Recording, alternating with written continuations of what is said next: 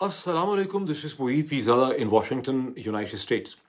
17 अक्टूबर 2024 जुमेरात का दिन पाकिस्तान में इख्तिताम पज़ीर हो रहा है। इस दिन के हवाले से गुज़िश्ता 24 घंटों के ऐसे बहुत से वाक़यात हैं, जिन्हें समझना और एनालाइज़ करना बहुत ज़रूरी है। इन वाक़यात, इन डेवलपमेंट्स का ताल्लुक पाकिस्तान तहरीक-ए-इंसाफ़ के इंटरनल डायनामिक्स से, उसकी पॉलिटिक्स से भी है, जहाँ तहरीक-ए-इंसाफ़ की पॉलिटिकल कमेटी ने अपने एक्टिंग चेयरमैन बैरिस्टर गौहर के ज़रिए ये ऐलान किया है कि 18 अक्टूबर जुमे के दिन पाकिस्तान तहरीक-ए-इंसाफ़ पूरे मुल्क में अक्रॉस द पाकिस्तान डिस्ट्रिक्ट्स में एहतजाजी मुज़ाहरे करेगी। ये एहतजाजी मुज़ाहरे उस कॉन्स्टिट्यूशनल पैकेज के ख़िलाफ़ किए जाएंगे जिसे शरीफ ज़रदारी मौलाना फजलुर रहमान की मदद से लाने की कोशिश कर रहे हैं। ये और बात है कि पाकिस्तान तहरीक-ए-इंसाफ़ मौलाना फजलुर रहमान को क्रिटिसाइज़ करने की जो है उसकी पॉलिटिकल हिकमत अमली है कि उनको क्रिटिसाइज़ जो है वो नहीं करना। और इस पे पाकिस्तान तहरीक-ए-इंसाफ़ हर डिस्ट्रिक्ट के अंदर ये कहा जा रहा है कि उसकी जो लीडरशिप है वो हर डिस्ट्रिक्ट में नमाज जुम्मा के बाद जो है वो मुज़ाहरा करेगी। और साथ ही है कि पाकिस्तान तहरीक-ए-इंसाफ़ ने ये ऐलान कर दिया है कि ये जो सो कॉल्ड कॉन्स्टिट्यूशनल पैकेज है, जिसे एक अनकॉन्स्टिट्यूशनल पैकेज कहा जा सकता है, इसका रास्ता पार्लियामेंट के दोनों हाउसेज़ में रोका जाएगा, यानी कि सेनेट में जो अपर हाउस है वहाँ भी रोका जाएगा और नेशनल असेंबली में भी इसका रास्ता जो है वो रोका जाएगा। अगर एक तरफ ये है तो दूसरी तरफ हम ये देख रहे हैं कि मौलाना फजलुर रहमान, पाकिस्तान पीपल्स पार्टी और पीएमएलएन के दरमियान में जो कॉन्स्टिट्यूशनल पैकेज के ऊपर गुफ्त शनीद है, उसके ऊपर एक कंसेंसस है और उसके ऊपर उनकी जो एक पॉलिटिकल एग्रीमेंट है उस पर बहुत तेज़ी से इजाफा हो रहा है। इस हवाले से बड़ी इंपॉर्टेंट उनकी गुज़श्ता 24 घंटों में मीटिंग्स हुई हैं, जिनकी तफसीलात भी मैं आपसे शेयर करूँगा।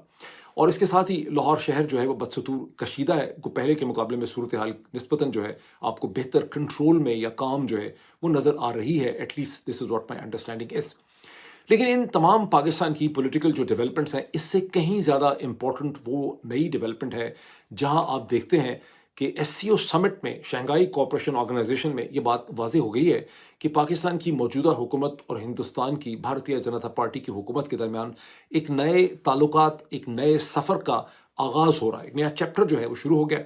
ये रिलेशनशिप अभी बिल्कुल छुपा छुपा सा है, इस रिलेशनशिप को एडमिट नहीं किया जा रहा, लेकिन इस रिलेशनशिप के पीछे बहुत बड़ा ग्राउंड वर्क है। और अगर आप में से वो तमाम लोग जो मार्च 2022 से मेरे वीलॉग्स को देख रहे हैं, जब मैंने पाकिस्तान से अपने वीलॉग करने शुरू किए इस्लामाबाद के अंदर से, तो आपको याद होगा कि मैंने कहा था कि रिजीम चेंज ऑपरेशन के पीछे जो एक्चुअल फैक्टर है, जो एक्चुअल डायनामिक है, वो हिंदुस्तान, पाकिस्तान, चीन के रिलेशनशिप हैं। और अमेरिका और वेस्ट ये चाहते हैं कि पाकिस्तान हिंदुस्तान को इंगेज करे और चीन से पीछे हटे, जिसकी मज़ीद मैंने कई दफ़ा इसकी एक्सप्लेनेशन दी है, इसके डायनामिक्स, इसकी जो इंपॉर्टेंस है इंटरनेशनल रिलेशन के हवाले से, उसको मैंने बहुत एक्सप्लेन करने की कोशिश की है। और मुझे इसका एतराफ़ है, it's a very painful realisation on my part कि ये बड़ा मुश्किल है इसको अंडरस्टैंड करना, लेकिन एक बार फिर मैं उसकी तरफ इशारा भी मैं करूँगा। लेकिन अब ये जो सूरत हाल है, मुझे खुशी इस चीज़ की है कि आहिस्ता आहिस्ता, धीरे धीरे इसके ऊपर से निकाब उठ रहा है और ये सूरत हाल बहुत खुल के हमारे सामने आ रही है।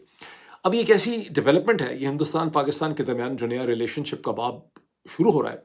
ये एक ऐसी डेवलपमेंट है जिसके बहुत दूररस नताइज निकलेंगे। हिंदुस्तान के ऊपर तो नहीं निकलेंगे, लेकिन पाकिस्तान की अंदरूनी सियासत के ऊपर, पाकिस्तान के अंदर जो पॉलिटिकल डायनामिक है मुख्तलिफ सियासी जमातों का, उसके ऊपर, पाकिस्तान की इस्टेब्लिशमेंट पे, पाकिस्तान की फॉरेन पॉलिसी पे, पाकिस्तान के ट्रेड और बिजनेस और पाकिस्तान के जो रीजनल रिलेशनशिप हैं अफगानिस्तान के साथ, ईरान के साथ, चीन के साथ, उन तमाम चीज़ों के ऊपर इसके असरात जो हैं मुरतब होंगे। और इसके बड़े असरात पाकिस्तान की मिलिट्री इस्टेब्लिशमेंट के रोल के ऊपर भी मुरतब होंगे, क्योंकि इस स्टेज पे पाकिस्तान के अगर ज़राए अबलाग, अखबारात, think tanks, so called think tanks तो खैर पाकिस्तान में कोई है ही नहीं, वो सारे के सारे सरकारी महकमे, तो आपको कोई इसकी रिफ्लेक्शन या अंडरस्टैंडिंग जो है नज़र नहीं आती। लेकिन मैं आप सब लोगों को ये बावर करवाना चाहता हूँ, मैं चाहता हूँ मैं कि असर्ट करूँ, और जितना मैं असर्ट करूँ वो कम है, कि आपको इन रिलेशनशिप को बहुत गौर से देखने की ज़रूरत है। और मेरी पूरी कोशिश होगी कि आज के इस वीलॉग में मैं जिस हद तक कर सकूं आपको कुछ इश्यूज़ की मैं निशानदेही जो है करूँगा। और मैं आप सबको एक नया एनालिटिकल टूल भी देना चाहता हूँ।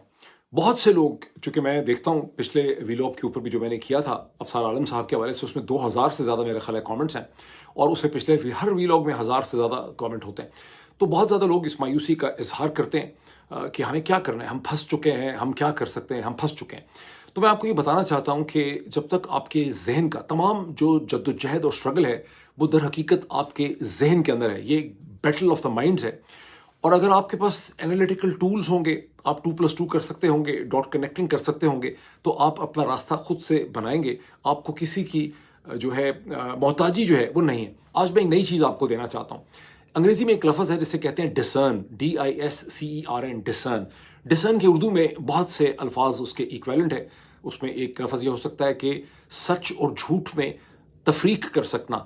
سچ اور جھوٹ میں تفریق کر سکنا، چیزوں کو پرکھ سکنا، چیزوں کو جانچنا، چیزوں کو سمجھنا. جتنی زیادہ آپ کے پاس یہ ڈسرن کرنے کی ایبلٹی ہوگی، جانچنے کی ایبلٹی ہوگی، پرکھنے کی ایبلٹی ہوگی، اتنا زیادہ خدا تعالیٰ آپ کو آزاد بنائیں گے، اتنا زیادہ آپ امپاور ہوں گے، اتنا زیادہ آپ اپنے معاملات پہ اور ملک کی سیاست جو ہے اسے آپ سمجھ سکیں گے، اور لوگوں کو آپ اکاؤنٹیبل ٹھہرا سکیں گے، اور وہ آپ کو بے وقوف نہیں بنا سکیں گے. اب میں کچھ ایگزامپل آپ کے سامنے رکھتا ہوں. جب آپ ایک چھوٹا سا میں نے دیکھی ویڈیو جس میں بیرسٹر شیر افضل مروت، یا بیرسٹر ہیں یا نہیں ہے، شیر افضل مروت صاحب میں نے یہ کہتے ہوئے سنے کہ علی امین گنڈا پور نے یہ جتنے احتجاج ہوئے ہیں، جو مارچز ہوئے ہیں ٹورڈز لاہور اینڈ راول پنڈی، اس میں انہوں نے اپنی ہی جائیداد کا بہت بڑا حصہ جو ہے وہ بیچ دیا ہے. آخر وہ اتنے لوگوں کو لے کر آئے ہیں، انہوں نے اسے کہتے ہیں کرینز بھی وہ لے کر آئے، مشینری بھی لے کر آئے. ان کے بغیر یہ سارا احتجاج لیاقت باغ کا، ڈی چوک کا، یہ ممکن ہی نہیں تھا. تو اگر آپ کے پاس ڈسرن کرنے کی ایبلٹی ہے تو پھر آپ نے یہ ججمنٹ کرنی ہے کہ کیا شیر افضل مروت جو ہیں وہ صحیح کہہ رہے ہیں، یا آپ کو کوئی کہانی ہی عجیب و غریب قسم کی سنا رہے ہیں. پھر جب آپ یہ دیکھتے ہیں کہ جب یہ سارے پروٹیسٹ کا آغاز ہوتا ہے تو شیر افضل مروت جو ہیں وہ اچانک بیمار ہو جاتے ہیں. پھر ان کی ایک ویڈیو فوٹیج آپ کے سامنے آتی ہے کہ ان کی آنکھیں بہت سوجی ہوئی ہیں. یہاں پہ آپ کے ذہن میں کوشچن پیدا ہوتا ہے کہ شیر افضل مروت کی آنکھیں کیوں سوجی ہیں؟ کیا ان کا لیور فیلئر ہو گیا ہے؟ کیا ان کا کڈنی فیلئر ہو گیا ہے؟ کیا پہلے تو اچھے بھلے چنگے تھے؟ کہیں ایسا تو نہیں ہے کہ کسی نے ان کی آنکھوں کے اوپر کوئی کیمیکل لگا دیا ہے، یا کوئی انہوں نے ایسا اسپرے کر لیا ہے کہ کسی نے زبردستی ان کے ساتھ کیا ہے، انہوں نے خود کر لیا ہے، کچھ ان کو ایسی کسی نے کوئی ٹیبلٹس کھائے ہیں جس سے آنکھیں جو ہیں ان کی سوج گئی ہیں؟ کیا وجہ ہے؟ یا پھر ان کا کڈنی فیلئر ہو گیا ہے، یا ان کا لیور فیلئر ہو گیا؟ آخر کیا وجہ ہے تو کہ اچانک ان کے ساتھ یہ ہو گیا؟ پھر میں نے دیکھا کہ پچھلے 24 یا 48 گھنٹوں میں ایک میں نے ویڈیو کامنٹ میں نے دیکھا جس میں اپیرنٹلی پاکستان کے ایکس فورن منسٹر جناب قصوری صاحب جو ہیں وہ یہ کہتے ہوئے پائے گئے ریپورٹڈلی کہ گزشتہ 48 گھنٹوں میں پاکستان نے اسرائیل کو بڑا تھریٹننگ قسم کا میسج بھیجا ہے، اور پاکستان کے میسائل جو ہیں وہ اسرائیل کا رخ اختیار کرنے کے لیے تیار ہیں. اب آپ کا جو ڈسرننگ ٹول ہے وہ آپ سے یہ ڈیمانڈ کرتا ہے کہ آپ اپنے آپ سے پوچھیں کہ یہ مفلوق الحال پاکستان، جس کے پاس کھانے پینے کو کچھ نہیں ہے، جو اپنے $16 بلین بار بار اس کے ریزروز بتاتا ہے، حالانکہ اس میں سے اکثر جو ہیں وہ مانگے تانگے کے ہیں، کچھ پیسے چین کے ہیں، کچھ سعودی عرب کے ہیں، کچھ UAE کے ہیں، کچھ IMF کے ہیں، جن کو پاکستان کی ریزروز کہا جا رہا ہے 16 بلین کے، جبکہ ہندوستان کے تقریباً $1 ٹریلین کے $700-800 بلین کے قریب اس کے ریزرو ہیں. تو یہ مفلوق الحال ملک جو دنیا کے مغرب کے اس فائنینشیل آرکیٹیکچر کے اوپر ٹوٹلی طور پہ بوند بوند کے لیے ترس رہا ہے، مدد کے لیے، اس فائنینشیل آرکیٹیکچر میں جس میں IMF ہے، ورلڈ بینک ہے، ایشین ڈیولپمنٹ بینک ہے، ڈیفڈ ہے، وہ تمام فائنینشیل آرکیٹیکچر جس کے اوپر اسرائیل کی سپورٹ صہیونی لابی کا مکمل کنٹرول ہے، تو کیا ایسا مفلوق الحال پاکستان جو ہے وہ اسرائیل کو کوئی میسج بھجوا سکتا ہے فلسطینیوں کے حوالے سے؟ کیا ایسے پاکستان میں یہ ہمت ہو سکتی ہے کہ وہ اپنے میزائلوں کے حوالے سے اسرائیل کو کسی قسم کا پیغام دے، یہ میسج دے؟ یہ وہ ڈسرننگ ٹول ہے جو آپ نے ڈیولپ کرنا ہے. یقین مانیں کہ اگر آپ نے اس ڈسرننگ ٹول کو ڈیولپ کرنا شروع کر دیا تو پھر آپ کو کوئی بیوقوف نہیں بنا سکے گا. پھر آپ کو سڑکوں پہ گولیاں کھانے کی ضرورت نہیں ہے جو آپ کے ذہن میں ہے کہ ہم پتہ نہیں لاکھوں کی تعداد میں نکل آئیں گے. آپ نے اپنے دماغ کو، اپنے ذہن کو آزاد کرنا ہے. جب آپ اپنے دماغ کو اور ذہن کو آزاد کرنے لگ جائیں گے تو چیزیں ایک ٹوٹلی ڈفرینٹ لینس سے آپ کے سامنے آنے لگ جائیں گی. اس لینس کو آپ نے ڈیولپ کرنا ہے. ہیونگ سیڈ دس، اب چلتے ہیں ذرا پاکستانی پالیٹکس پہ، اور اس لینس کو پاکستانی پالیٹکس کے اوپر اپلائی کر دیتے ہیں. سب سے پہلے ہم اس پولیٹیکل ڈائنامک کو دیکھتے ہیں جو اس وقت ہمیں مولانا فضل الرحمان JUIF کی جماعت، دوسری طرف نواز شریف اور تیسری طرف پیپلز پارٹی کے درمیان میں نظر آتا ہے. اس کا ایک بڑا بھرپور ایکسپریشن جہاں ان کے آپس میں ایک ڈائلاگ آگے بڑھ رہا ہے کانسٹیٹیوشنل پیکج کے حوالے سے، اس کا ایک بڑا بھرپور ایکسپریشن ہمیں گزشتہ 24 گھنٹوں میں اس وقت نظر آتا ہے. گو کہ میٹنگز تو بڑی دیر سے جاری ہی ہیں مختلف دھڑوں کی، لیکن وہ 1+1 قسم کی میٹنگ ہے. یہ پہلی میٹنگ ہے جو تینوں سائڈز اکٹھے ہو کے کئی گھنٹوں کے لیے ٹاپ لیڈرشپ جو ہے وہ جاتی عمرہ میں اکٹھی ہو جاتی ہے لاہور میں، نواز شریف صاحب کی ذاتی رہائش گاہ میں، جسے ابھی بھی پرائم منسٹر ہاؤس جو ہے میرا خیال ہے کہا جاتا ہے. اور وہاں پر سب سے پہلے پہنچتے ہیں مولانا فضل الرحمان اپنے ایک ٹیم کو لے کر، جس میں ان کے ساتھ ان کے لیگل جو ایکسپرٹ ہیں جناب سینیٹر کامران مرتضیٰ صاحب، وہ بھی ان کے ساتھ ہیں. وہاں نواز شریف صاحب کے ساتھ اور باقی لوگوں کے ساتھ ان کی میٹنگ شروع ہوتی ہے، اور اس کے تقریباً 1-1.25 گھنٹے 1.5 گھنٹے کے بعد وہاں پر پہنچتے ہیں جناب آصف علی زرداری صاحب، پریزیڈنٹ آف پاکستان، اپنے بیٹے جناب بلاول زرداری کے ساتھ، جنہوں نے آگے دم چھلا لگایا ہوا ہے بھٹو کا لوگوں کو بیوقوف بنانے کے لیے، قبولیت کے لیے. اور یہ جو میٹنگ ہوتی ہے، اچھا اب اس میٹنگ کے حوالے سے آپ دیکھتے ہیں کہ پاکستان کے جو اخبارات ہیں، انگریزی کے اخبارات ہوں یا اردو کے اخبارات ہوں، فار انسٹنس ایکسپریس ٹریبیون کے اندر ہی دو ڈفرینٹ قسم کی ہیڈ لائنز لگی ہوئی ہیں. ایک ہیڈ لائن یہ ہے کہ مولانا اور پی پی پی اور پی ایم ایل این کے درمیان میں معاملات جو ہے وہ بڑے تہہ پا گئے ہیں. اس ہیڈ لائن سے یہ لگتا ہے کہ کانسٹیٹیوشنل پیکج کے حوالے سے کنسنسس ڈیولپ ہو رہا ہے، بڑی امپورٹنٹ میٹنگ ہو گئی ہے. ایک دوسری ہیڈ لائن اسی کے ساتھ ہی لگتی ہے آدھا گھنٹہ آگے پیچھے، اس سے پتہ چلتا ہے کہ جناب نہیں، مولانا کے درمیان اور نواز شریف کے درمیان جو ہے وہ ایک بڑا ڈیڈ لاک ہے، اور مولانا جو ہے ان کے درمیان کوئی بات بن نہیں سکی، چیزیں سیٹل نہیں ہو رہی ہیں. مولانا نے نواز شریف کی بات ماننے سے انکار کر دیا. اچھا یہی ساری صورتحال جو ہے آپ کو سوشل میڈیا کے اوپر بھی نظر آتی ہے، جہاں آپ کو بڑی بڑی اسٹرانگ قسم کی ہیڈ لائنز آپ کو نظر آئیں گی گزشتہ 12-14 گھنٹوں میں، جس میں ہے کہ مولانا اڑ گئے، مولانا نے تھپڑ مار دیا، نواز شریف جو ہے ان کو مایوس ہو گیا، نواز شریف کے لیے بہت بڑا سیٹ بیک، نواز شریف کی بہت بڑی ناکامی، مولانا کی بہت بڑی کامیابی، مولانا بہادر، اور یہ وغیرہ وغیرہ، اور سب چیزیں پھنس گئی ہیں، عمران خان کی بہت بڑی کامیابی. یہ سب ہیڈ لائنز ڈسرننگ ٹول لے کر آئیں. یہ ساری ہیڈ لائنز کیوں بناتے ہیں؟ مطلب یہ آپ کو بیوقوف بنانے کی کوشش کر رہے ہیں، جھوٹ بول رہے ہیں، یا آپ کے ذہن کے اندر کوئی ایسی کمزوری ہے، آپ کے اندر کوئی ایسی سینس آف انسیکیورٹی ہے، آپ کے اندر کوئی ایسی خواہش ہے کہ آپ اس قسم کی بے تکی ہیڈ لائنز کو سننا چاہتے ہیں. بہرحال یہ جو سارا کا سارا اسے کہتے ہیں ہیڈ لائنز کا شور ہے، یہ ایسے ہے جیسے آپ ٹریفک میں کھڑے ہیں، مال روڈ کے اوپر کھڑے ہیں، انارکلی کے بازار میں کھڑے ہیں، راول پنڈی میں راجہ بازار کے اندر کھڑے ہیں، یا مری روڈ کے اوپر کھڑے ہیں، اور بھاں بھاں بھاں بھاں ٹریفک کا شور ہے، جس میں مختلف قسم کے آوازیں تو آپ کو آ رہی ہیں، لیکن آپ کسی چیز کو کلیئرلی سمجھ نہیں سکتے، کوئی اس میں کوئی ربط نہیں ہے، کوئی اس کے اندر کوئی ردم نہیں ہے. یہ اس وقت پاکستان کے تمام ذرائع ابلاغ انکلوڈنگ سوشل میڈیا کی صورتحال ہے، جس میں آپ کسی چیز کو سمجھ نہیں سکتے. ایکچوئل ریئلٹی کیا ہے؟ ایکچوئل ریئلٹی یہ ہے کہ مولانا فضل الرحمان ایک پاور شیئرنگ ارینجمنٹ میں شریف زرداری رجیم کے ساتھ سٹیپ بائی سٹیپ آگے بڑھ رہے ہیں، اور وہ ایک ایسے سلوگن کے یا ایسے فارمولے کے یا ایسے دلکش قسم کے کسی ایک ٹرم کی تلاش میں ہے، جس سے وہ اپنے ٹرائبل علاقے میں اور پاکستان کے عوام کے سامنے یا ذرائع ابلاغ کے سامنے یہ کہہ کے بیچ سکیں کہ مولانا نے اصولوں کے اوپر کوئی سودے بازی نہیں کی، مولانا جو ہیں وہ آئین کے ساتھ کھڑے ہیں، مولانا جو ہیں وہ سپریم کورٹ کے ساتھ کھڑے ہیں. اور مولانا کی اسٹیٹمنٹس بھی اسی قسم کی ہیں جو چھپ رہی ہیں اخباروں کے اندر، کہ مولانا فضل الرحمان نے اس میٹنگ کے بعد کہہ دیا ہے کہ آئین اور جمہوریت کے خلاف، آئین اور انصاف کے خلاف یا قانون کے خلاف کسی قسم کا کوئی کمپرومائز نہیں کیا جائے گا. لیکن جب آپ اس قسم کی اور جتنی بھی پاکستان کے اخبارات کی اور یہ ذرائع ابلاغ کی سٹیٹمنٹس ہیں، ان سے دیکھ کے آپ کو کبھی بھی یہ نہیں سمجھ آتا کہ اس کا مطلب کیا ہے، آئین کا کیا مطلب ہے، قانون کا کیا مطلب ہے، سپریم کورٹ کا کیا مطلب ہے. تو اس قسم کی آپ کو سٹیٹمنٹس ملتی ہیں، لیکن در حقیقت مولانا فضل الرحمان میں اور شریف زرداری کے درمیان میں ایک بڑا بیسک ایگریمنٹ ہو چکا ہے، جو آپ کو ایک کہیں سنگل لائن میں مل جاتا ہے. اور وہ ایگریمنٹ یہ ہے کہ جوڈیشل ریفارم کے حوالے سے ہمارا اتفاق ہو چکا ہے. غالباً آئینی عدالت کے حوالے سے ابھی تک اتفاق نہیں ہوا، وہ ہوتا ہے یا نہیں ہوتا وہ ایک الگ ایشو ہے، لیکن جوڈیشل ریفارمز کے حوالے سے ہمارا اتفاق ہو گیا. اس کا کیا مطلب ہے؟ یہ بڑا انٹرسٹنگ مطلب ہے. اس کا مطلب یہ ہے کہ اس چیز کو مان لیا گیا ہے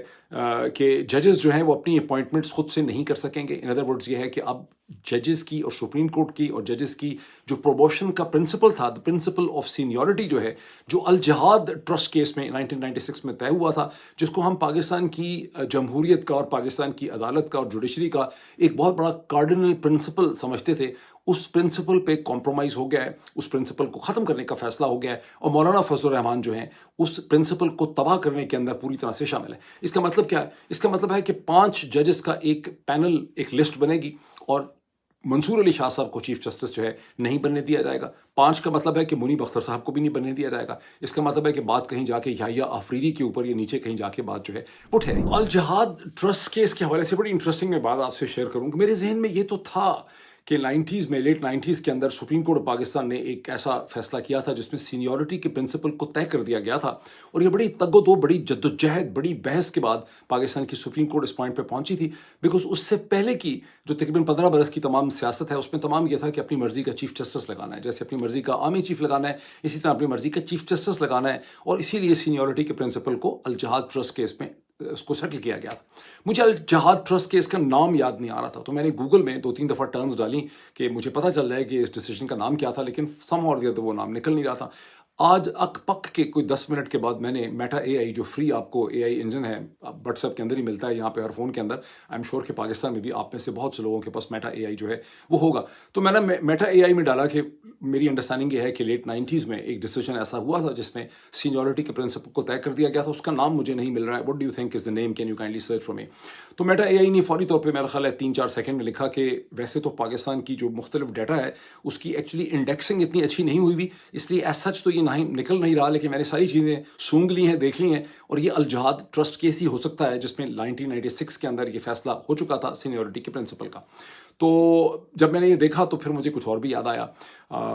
مجھے یہ بھی یاد آیا کہ 2009 کے اندر جب جوڈیشری کی سپریمیسی کے لیے اور جوڈیشری کی آزادی کے لیے نواز شریف صاحب نے ایک بہت بڑا لاؤ لشکر لے کے انہوں نے لاہور کا پل کراس کیا تھا، تو ان کے ٹرک کے اندر ایک بہت ہی زبردست طاقتور دریو صحافی جو ہیں وہ بھی ان کے ٹرک میں اس سفر میں شامل تھے، جوڈیشری کو آزاد کرنے کے لیے، اس کی سپریمیسی کے لیے، لائرز کی موومنٹ کے لیے. اور اس دلیر بہادر صحافی کا نام تھا ابصار عالم. یہ وہی ابصار عالم صاحب ہیں جو اس وقت بالکل خاموش ہیں، جبکہ جوڈیشری کے اوپر یہ نئی مصیبت اور چیلنج جو ہے جوڈیشری کے لیے کھڑا ہے. اللہ بہتر جانتا ہے آج ابصار عالم صاحب اس کے حوالے سے کیا سوچتے ہیں، یا اس وقت جو ان کی پوزیشن تھی یا نواز شریف کی پوزیشن تھی وہ جوڈیشری کے لیے تھی یا محض وہ پاور پالیٹکس تھی. خیر چلیں ماریں گولی اس چیز کو، واپس آتے ہیں. اب جاتی عمرہ کی اس میٹنگ کا جو فائنل نیٹ آؤٹ کم ہے وہ یہ نکلا ہے، یہ فیصلہ ہوا ہے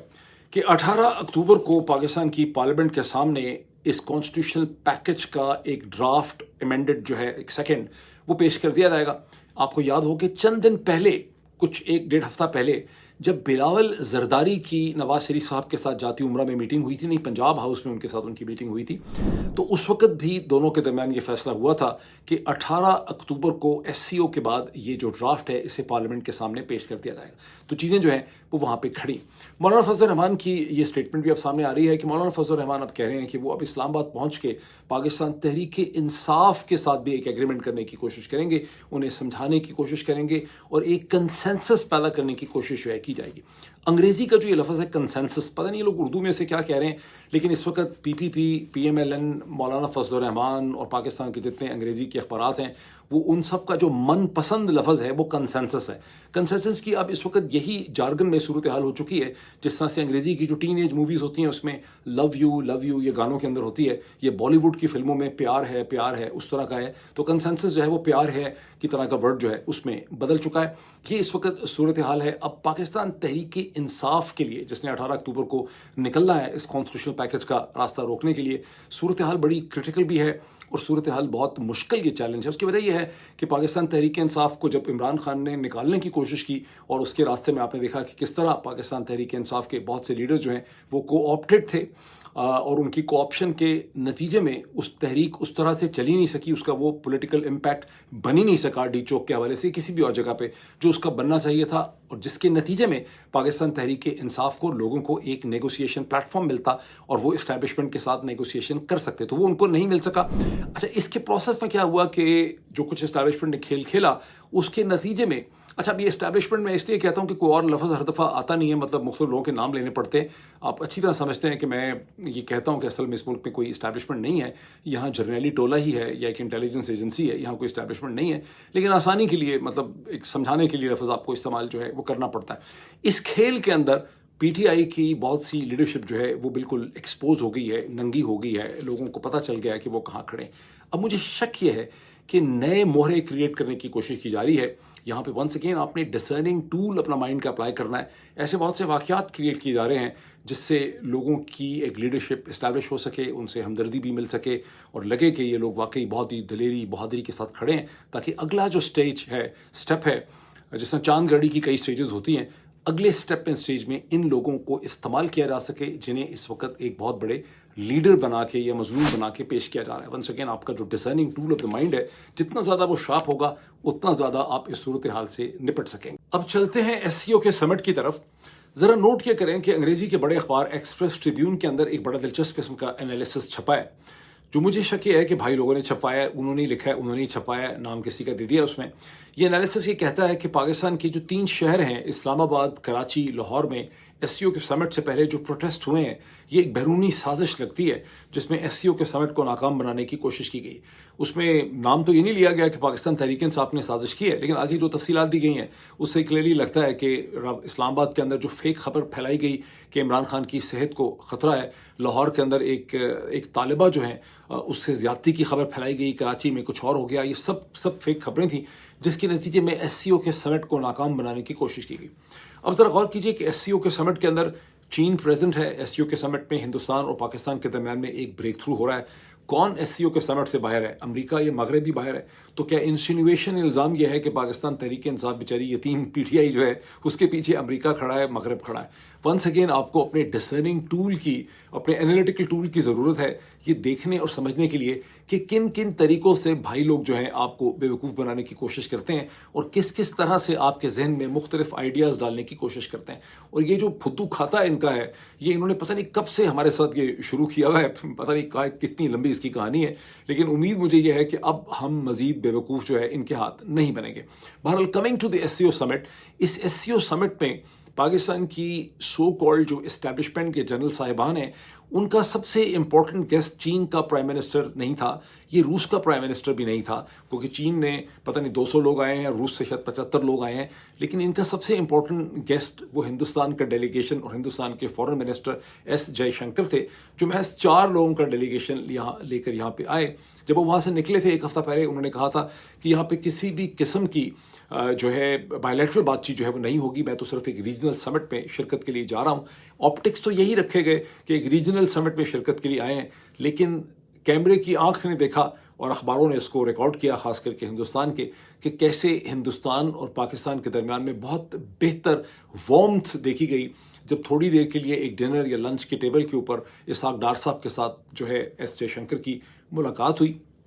ایس جے شنکر صاحب نے اور ان کی نواز شریف صاحب سے بھی ملاقات ہوئی، اور ایس جے شنکر جب واپس ہندوستان پہنچے ہیں یا نکل رہے تھے تو انہوں نے ایک سے زیادہ ٹویٹ کیا جس میں انہوں نے اپنے پاکستانی ہوسٹس کی گرم جوشی کا انہوں نے بہت زیادہ شکریہ جو ہے ادا کیا. اب ایس جے شنکر صاحب کے ساتھ جب ملاقات ہوئی تو اس میں تھوڑی دیر کے لیے پاکستان کے انٹیریئر منسٹر جناب محسن نقوی صاحب نے بھی فگر ان کیا، جنہوں نے وہاں پر ایک تجویز رکھی کہ ہمیں آگے بڑھتے ہوئے پاکستان اور ہندوستان کی کرکٹ ٹیمز کے درمیان میں پاکستان کے اندر ان کے میچز ہونے چاہیے. غالباً اس کے بعد جو ابھی فوری طور پہ کوئی ٹورنامنٹ ہوگا اس کے اندر ہندوستان کی ٹیم کو بلایا جائے گا، اور اب ممکن ہے کہ ہندوستان کی ٹیم پاکستان کے اندر آ کے پلے کرے گی، یعنی کرکٹ ڈپلومیسی کو تعلقات بہتر بنانے کے لیے استعمال کیا جائے گا. پھر دوسری اس میں بات یہ ہوئی ہندوستان کی طرف سے تھا کہ پہلے کم از کم ہائی کمشنرز جو ہیں ان کی واپسی ہو، یعنی پاکستان کا ہائی کمشنر دلی پہنچے، ہندوستان کا ہائی کمشنر ایک نیا جو ہے وہ اسلام آباد میں آئے. اور میں سمجھتا ہوں بائی اینڈ لارج کو کہا یہ جا رہا ہے کہ کسی بھی چیز پہ اتفاق نہیں ہوا، لیکن یہ وہ چیزیں ہیں جس کی پیش رفت جو ہے ہو گئی ہے. اور نومبر کے دوسرے ہفتے میں یعنی 11 یا 13 نومبر کے درمیان آذربائیجان کے شہر باکو میں شہباز شریف صاحب کی اور مودی صاحب کی، ہندوستان کے پرائم منسٹر کی بھی ایک چھوٹی سی ملاقات جو ہے بائی لیٹرل قسم کی وہاں پر ان کے درمیان اب متوقع ہے. تو آپ یہ سمجھتے ہیں کہ ایک ڈائنامک جو ہے وہ انلیش ہو گیا. 2022 کے مارچ کے کچھ ہفتوں کے بعد میں نے انالیسس آپ کے سامنے رکھا تھا کہ کچھ عرصے کے بعد الٹیمیٹلی جب الیکشن ہو جائیں گے جموں اینڈ کشمیر میں تو جموں اینڈ کشمیر کو دوبارہ سے اسٹیٹ ہوڈ کا درجہ دے دیا جائے گا، جس کو اسٹیٹ ہوڈ کے درجے سے محروم کر دیا گیا تھا. میں نے سمپل لاجک رکھی تھی کہ ہندوستان میں ہمیشہ یونین ٹیریٹریز اسٹیٹ بنی ہے، کبھی بھی اسٹیٹ کسی کو ڈاؤن گریڈ کر کے یونین ٹیریٹری نہیں بنایا گیا، اور یہ چیز ہندوستان کی تاریخ اور اس کے ارتقاء اور ایوولوشن میں بہت عجیب چیز ہے. تو آپ دیکھیں گے کہ بہت جلدی جموں اینڈ کشمیر جو ہے اس کو اسٹیٹ ہوڈ کا اسٹیٹس دوبارہ ملے گا، اور یہ وہ جگہ ہوگی جسے ایک پاکستان کو ایک کنسیشن کے طور پہ پیش کیا جائے گا. یہ پاکستان کی اسٹیبلشمنٹ یا حکومت کہنے لگ جائے گی کہ دیکھیں اب تو حالات جو ہیں وہ ٹھیک ہو رہے ہیں اور جے این کے دوبارہ جو ہے وہ اسٹیٹ بن گئی ہے. تو اب چونکہ عمر عبداللہ وہاں کے چیف منسٹر بن گئے ہیں، وہاں پر ایک الیکشن ہو گیا ہے، کانگریس اور عمر عبداللہ کی گورنمنٹ جو ہے وہاں بن گئی ہے، تو یہ بھی راستے میں سے ایک ہرڈل جو ہے وہ ریموو ہوتے نظر آتی. میں دیکھ رہا تھا کہ پاکستان کی فارمر جو ایمبیسڈر ہیں برطانیہ اور امریکہ کی، جناب ڈاکٹر ملیحہ لودھی صاحبہ، انہوں نے ایک کالم کہیں لکھا کسی اخبار میں، جس میں انہوں نے لکھا کہ جو جموں اینڈ کشمیر کے الیکشن ہوئے ہیں یہ در حقیقت بی جے پی کی بہت بڑی ناکامی ہے. میں حیران ہوں کہ ڈاکٹر ملیحہ لودھی صاحبہ جو اتنی تجربہ کار، اتنی انٹیلیجنٹ ہیں، انہوں نے یہ کنکلوژن کیسے نکالا. در حقیقت بی جے پی کا یہاں پر انٹرسٹ اپنی پارٹی کا نہیں ہے، ان کا انٹرسٹ جو ہے وہ در حقیقت ہندوستانی اسٹیٹ، ریاست اور اس کے مستقبل کا ہے, اور اس لحاظ سے الیکشن ہو گئے, پیسفل ہوئے, پاکستان نے اس میں کوئی انٹرفیئر نہیں کیا. یہ بی جے پی کی اور نریندر مودی کی حکومت کی بہت بڑی کامیابی ہے, اور یوں انہوں نے آرٹیکل 370 کے ختم ہونا اور کشمیر کا باقاعدہ ہندوستان کی ٹیریٹری میں شامل ہو جانا, اور کشمیریوں کا بھی اس کو ایک تسلیم کر لینا اس الیکشن کی شکل میں, یہ ان کی ایک بہت بڑی اسٹیٹ کی, ریاست کی ایک کامیابی ہے, اور اسے ہمارے لیے سمجھنا جو ہے وہ بہت زیادہ ضروری ہے. بڑی انٹرسٹنگ چیز نوٹ کریں کہ 48 گھنٹے پہلے جب جناب نواز شریف صاحب کے ساتھ ہندوستان کی پرومیننٹ جرنلسٹ برکھا دت صاحبہ کی ملاقات ہوئی, تو برکھا دت صاحبہ نے اپنی اس ملاقات کو سم اپ کیا اپنے چھوٹے سے ویڈیو کے اندر, ویلاگ کے اندر, اور اس کو انہوں نے لکھا بھی. اس میں انہوں نے کہا کہ عمران خان یہ اصرار کرتے تھے جب تک وہ پاکستان کے پرائم منسٹر تھے کہ ہندوستان اور پاکستان میں انگیجمنٹ اس وقت ہوگی جب ہندوستان اور مودی سرکار آرٹیکل 370 کا جو فیصلہ ہے اسے ریورس کریں گے, اور نواز شریف صاحب کی اس حوالے سے کوئی ریزرویشن نہیں. اس کا کیا مطلب ہے؟ کیا ہندوستان پاکستان کے درمیان جو ڈائنامک انلیش ہو رہا ہے یہ عمران خان کی ناکامی ہے یا یہ کسی اور کی ناکامی ہے؟ اور اگر یہ کسی اور کی ناکامی ہے تو یہ پاکستان میں کون ہے جس نے اب ہندوستان کے سامنے سرنڈر کر دیا ہے؟ تھوڑی سی میں آپ کی مدد کر دوں اس حوالے سے. وہ کون ہے جس کے اوپر ہندوستان کی پارلیمنٹ پہ حملے کا الزام تھا؟ وہ کون تھا جس کے اوپر ممبئی کی دہشت گردی کا الزام تھا جب سرداری حکومت تعلقات کو بہتر کرنا چاہتی تھی؟ وہ کون تھا جب نواز شریف جو ہے انہوں نے 2015 کے دسمبر میں نریندر مودی کو اپنے گھر میں ایک شادی کے اوپر بلایا تو وہ کون تھا جس کے اوپر یہ الزام لگا کہ انہوں نے تعلقات کا راستہ روکنے کے لیے پٹھان کوٹ کر دیا؟ وہ کون تھا جن کے اوپر 2016 میں یہ الزام لگا کہ انہوں نے اڑی کے اوپر حملہ کر دیا؟ اور باقی بھی سارے الزامات اس حوالے سے ہیں. تو یہ سوچنے کی بات ہے کہ وہ کون سی طاقت ہے پاکستان کے اندر جس نے اب ہندوستان کی ہیجمنی کو اور ہندوستان کی طاقت کو ایک ریکوائرمنٹ کے طور پر بالآخر انہوں نے اسے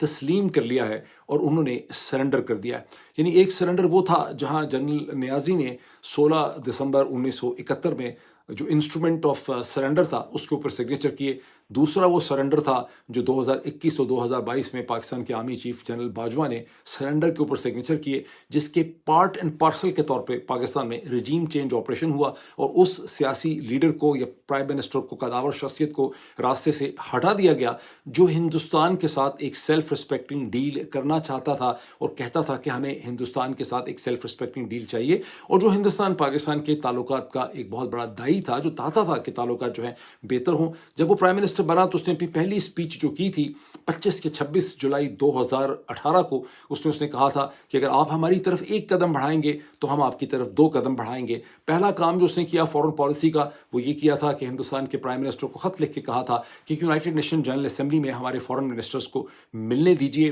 جو بعد میں چیز نہیں ہو سکی چونکہ ہندوستان نے اس کا راستہ جو ہے وہ روک دیا تھا. تو یہ بڑے انٹرسٹنگ کوشچن ہے کہ اب یہ جو ڈائنامک انلیش ہو رہا ہے اس کا, اور کیا ہندوستان کی وہ یونین گورنمنٹ ہندوستان کی جو ہمیشہ یہ اصرار کرتی رہی کہ ہم پاکستان میں ایک جرنیل کنٹرول یا ملٹری کنٹرول پاکستان جو ہے اس کے ساتھ ہم ڈیل نہیں کریں گے, ہمیں ایک جینون سویلین ڈیموکریٹک گورنمنٹ چاہیے, وہ اس جعلی حکومت کے ساتھ جو ایک اللیگل حکومت ہے پاکستان میں شریف زرداری کا ٹولہ ہے اس کے ساتھ اپنے تعلقات کو آگے بڑھا پائیں گے؟ بڑے انٹرسٹنگ کویشچن ہے. اور اگر ایسا ہوگا تو پھر پاکستان کے اندر جو پولیٹیکل سچویشن ہے اس پہ اس کے کیا اثرات مرتب ہوں گے؟ اور پاکستان تحریک انصاف اور عمران خان جنہیں ان ریجنل سچویشن اور ڈائنامکس کے 2018 19 20 21 میں سمجھ ہی نہیں آئی, جس کی کہ ان کو قیمت ادا کرنی پڑی, اب وہ ان تمام ڈیولپمنٹس کو کیسے دیکھتے ہیں؟ اس پہ ایموشنل ریئیکشن کرنے کا اب کوئی مقام بچا نہیں ہے, اس کی کوئی اسپیس نہیں ہے, بیکاز اس ڈائنامک نے اب اسی ڈائریکشن کے اوپر چلنا ہے اور پاکستان کی تمام politics including Imran Khan and Pakistan Tehreek Insaf کو اس نئے بدلتے ہوئے ڈائنامک کے ساتھ ایڈجسٹ کرنا ہوگا. اگلے کسی ویلاگ میں میں آپ کے کویشچنز دیکھوں گا, میں مزید اس کے حوالے سے آپ کے کویشچنز کو ایڈریس کرنے کی کوشش کروں گا. ابھی اتنا ہی, پھر آپ سے ملاقات ہوتی ہے. Thank you.